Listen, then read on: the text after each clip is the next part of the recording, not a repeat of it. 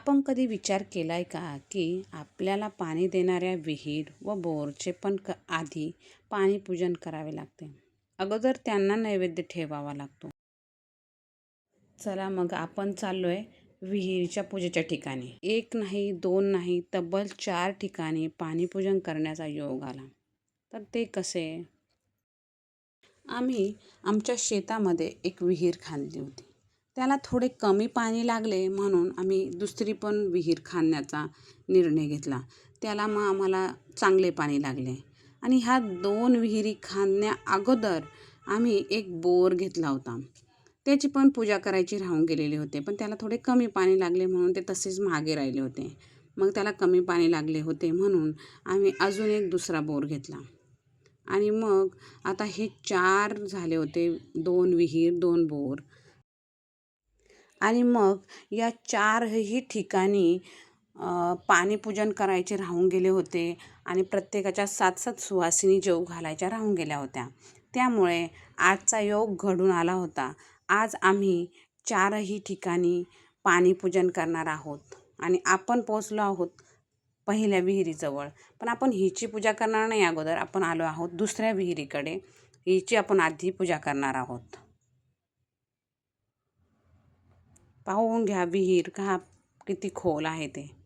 मला तर जास्त पुढे जायला भीती वाटते.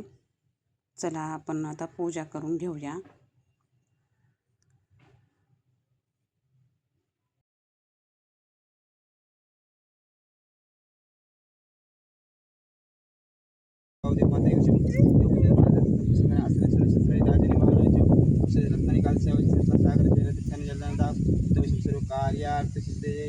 ओम शांति शांति शांति गंगा माता ताप्य नमो महादेव गंगा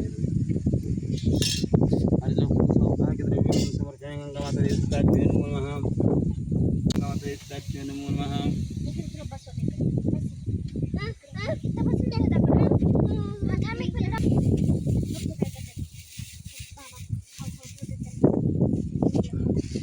मुख प्रक्षालन करना चंदनम समर्पयामि गंगा माता ओम नमः शिवाय ओम नमः शिवाय ओम नमः शिवाय नमस्कारांतरे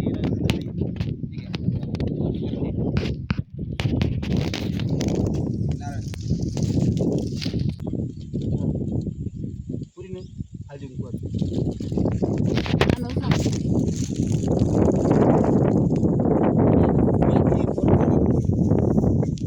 आहे.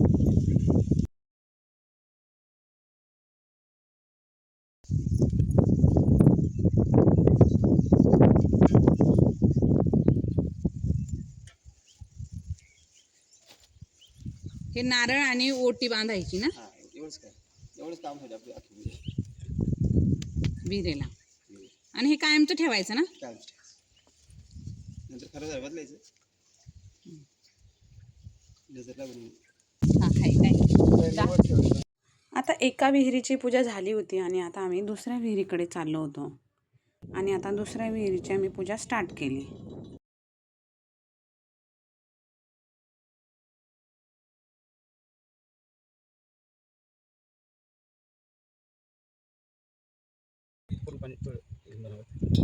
पुराणोक्त फल प्राप्त्यर्थम क्षेत्री पुनलिका द्वारा स्थित गंगा माता आगमनार्थ मम क्षेत्रे गंगा जल पूजनम् करिष्ये तत्रादृशिदरतं गणपति स्मरणं कलश पूजनं करिष्ये.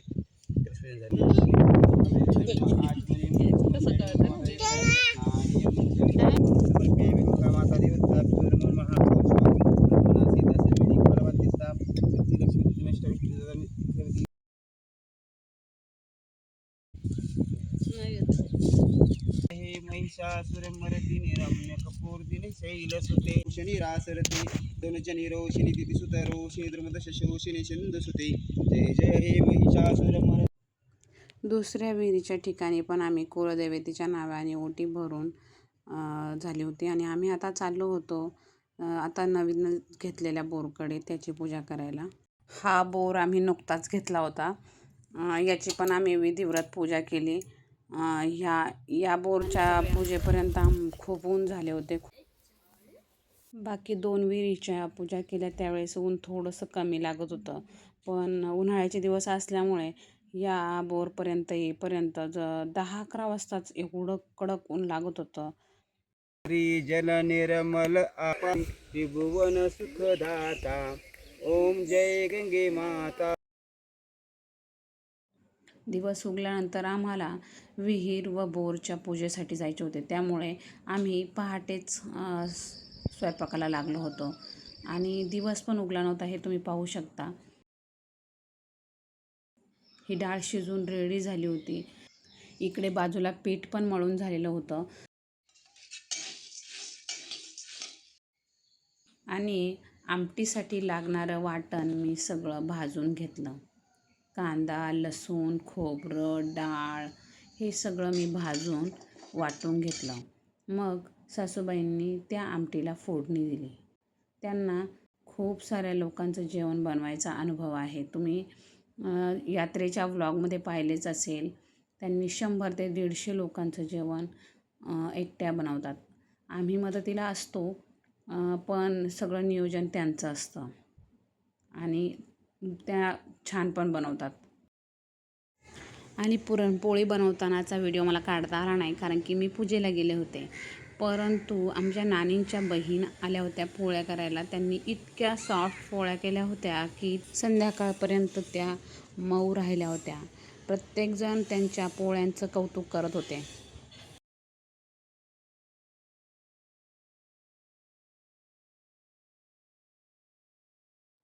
आता इकडे आपली आमटी रेडी झाली होती आणि शेजारी दुसऱ्या चुलीवरती आम्ही भात पण रेडी केला होता. मग आम्ही 4 ठिकाणी प्रत्येकी 7-7 असे 28 नैवेद्य बनवून घेतले. मग नंतर पूजा, स्वयंपाक सगळं आवरल्यानंतर आम्ही सगळ्या सुवासिनींना घराजवळच्या एका झाडाखाली प्रत्येकी 7 अशा 28 सुवासिनी जेवू घातल्या. तसं विहीर व बोरच्या सुवासिनींना विहिरीजवळ किंवा बोरजवळ जेवू घातले जाते. परंतु आमच्या 4 ठिकाणी पूजा असल्यामुळे हे शक्य नव्हते. त्यामुळे आम्ही घराजवळच्या झाडाखालीच सगळ्या सुवासिनींना जेवू घातले. अशा प्रकारे आमचं पाणीपूजन आणि सुवासिनी जेवण हा कार्यक्रम पार पडला. तुम्हाला हा व्हिडिओ कसा वाटला कमेंटमध्ये नक्की सांगा. भेटूया पुढच्या व्हिडिओमध्ये. तोपर्यंत धन्यवाद. Thanks for watching.